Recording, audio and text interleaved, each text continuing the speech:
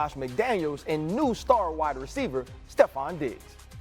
I think I'm pumped up. I think anytime you get a chance to go into a game and you'll see how the game plan works, and you can see a little bit in preseason, but now it's full go. Kind of game plan a team and watching tape, with him in there and just seeing what he's seeing and try to be on the same page. That's whether it's extra work with him or extra work out of practice from the filmer, but it's good for us to use him, as much as he's able to, handle. And I think it's excited to get out there and throw him a couple footballs and then building the chemistry in practice. I think we've got to kind of built it here lately, and I think just kind of carry that into the season.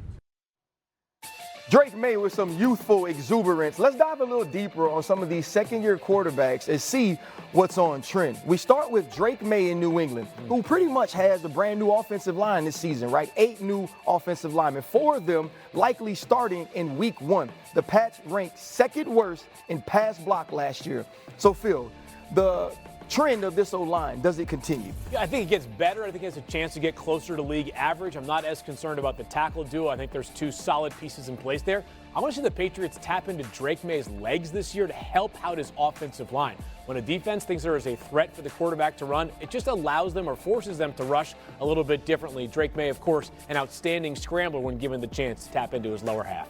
Okay, let's go to Minnesota, where we talk a little bit about J.J. McCarthy. He will be the 3rd starting quarterback under Kevin O'Connell. The first 2 fared pretty well. Kirk Cousins in 2022 and Sam Darnold last year. Both started every single game that year. Both won at least 13 games, and both made it to a Pro Bowl. Dio, do you expect KO to get that same sort of play out of J.J. McCarthy? I very much so do. One, because J.J.'s skill set is custom made to be in this offense when it comes to the play action game. The other element is this offensive line is very good, and they have, when healthy, a plethora of weapons. Athletically, he's perfect for what they want to do. The one thing that is going to be the determining factor between him lighting it up and reaching those levels is his arm is plenty strong to drive the football. How much does he grow in some of those touch throws up over those second levels will determine how good he becomes this season. All right, let's take it to the A-Town and talk a little bit about Michael Penix. We didn't get to see Michael Penix a ton last year, but one trend stood out above the rest. Look at how much he valued pushing the football down the field, showing that strong arm. 14% of his throws, and that ranked 4th in the NFL. Cousins ranked 34th in that category. Adam, how hard will it be to keep this trend going for Michael Penix Jr. with some of the issues they have on the O-line? Well, RC, keep in mind, Caleb McGarry is out with a knee injury. Could be 6, 7, 8 weeks, but it sounds like it's going to be, in the words of the Falcons, significant time. He plays right tackle. He protects Michael Penix's blind side, and the player that backs him up is Storm Norton. He's now out for 6 to 8 weeks, so they are missing 2 tackles that would protect Michael Penix's blind side. That could be a potential issue for the Atlanta Falcons. Bo Nix came straight out of Oregon balling. Last year, he led all rookies in passing yards and passing touchdowns. His 29 pass touchdowns were also 6th most among all NFL quarterbacks. The Broncos made their first playoff appearance since winning the Super Bowl in Super Bowl 50. Dan, looking at this trend and this good play of Bo Nix, do you expect that to continue in his second year? I do. One, Denver as a football team has the best combination of offensive and defensive lines in that conference, if not for Baltimore. That's how good this football team is going to be, and we've talked about the defense. That offensive line will be a top 5 offensive line in the NFL. I think the 2 things that I'm most interested about with this offense. One, Sean Payton has talked about the joker for his offense, right? And that's the addition of Evan Ingram. Think of Jimmy Graham with the New Orleans Saints. And RC, you know this. The thing about it is Evan really came onto the scene a ton in Jacksonville as a touches guy. They would just get him, find ways to get him touches, and he was really good with the ball in his hands.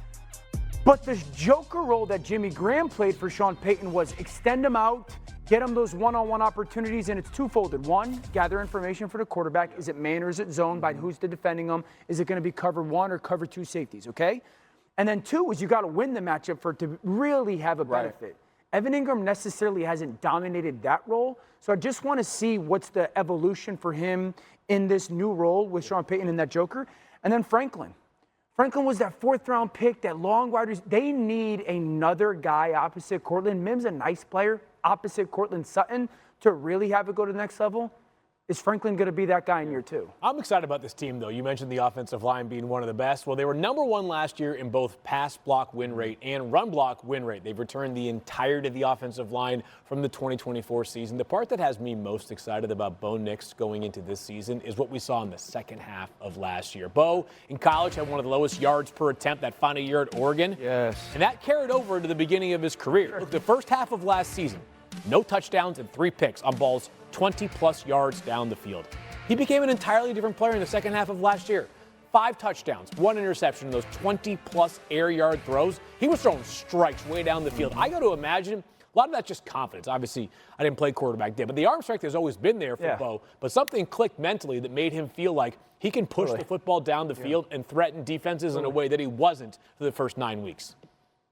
Listen, this is an offense that felt there was an opportunity with Bo Nix here in his second season. Went out and added Evan Ingram, went out and added R.J. Harvey in the draft, added weapons all along the offense, and the Broncos feel like they're poised to make a jump in his second season. When they go 10-7 in his rookie year and his touchdown to interception ratio is 29-12, there's no reason that Bo Nix in his second season shouldn't be even better. I tell you what, leave it to the defensive guy to say, man, the heck with Bo Nix and what's on trend. Let's talk about what Vance Joseph, the defense coordinator, has been doing in Denver, and now what he has with Talanoa Hufanga coming over from San Francisco, Dre Greenlaw, the reigning defensive player of the year, and Pat Surtain. I love the fact that this defense continued to get better. Think back to 2 years ago.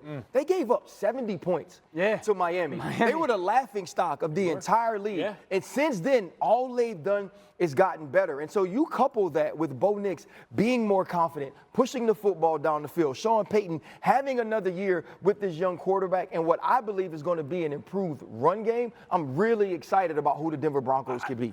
Rightfully so, we've all kind of crowned the best roster, at least I think, in the AFC is Baltimore. But after we rattle off these names, I'm like, my goodness. Who has the fewest holes? Yeah. It might be Denver.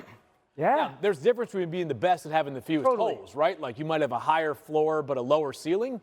But there's no area where I say to myself, if Denver needs to improve here dramatically to compete. Well, if Bo takes a massive year 2 step, because right now the biggest disparity is obviously the quarterback. Right. Sure. But if he takes a massive second-year step, you're talking about a team that no question is the divisional round guy. Yeah, and I mean, Courtland Sutton is a big piece to that. He got his money this offseason, and when you look at what Bo Nix was able to do when throwing to him, he had twice as many air yards to Courtland Sutton than anybody else that was on that team. But coming up, the Commanders got Terry McLaurin locked in, and I ain't even gonna lie to y'all. It's about time. But stay tuned to hear how this deal. I don't think he's going to start unless Joe Flacco falls flat on his face and gets hurt.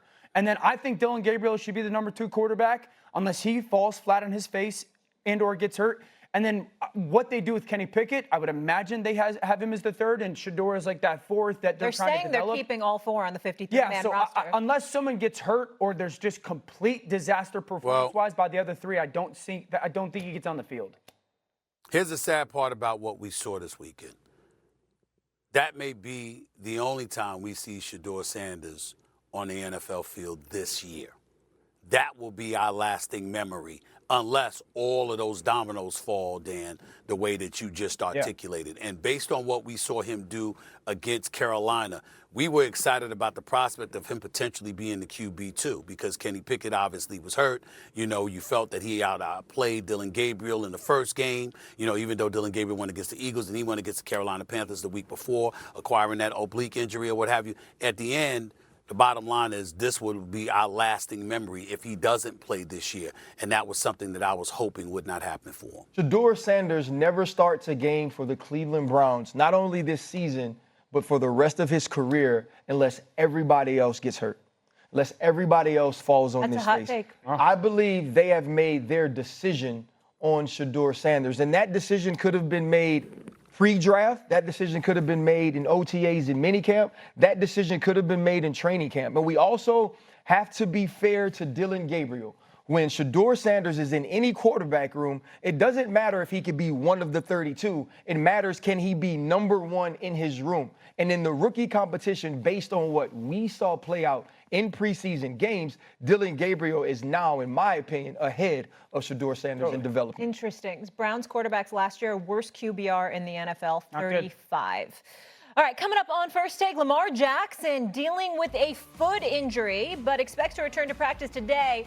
Does SA feel this injury could be something or nothing? And Micah Parsons laying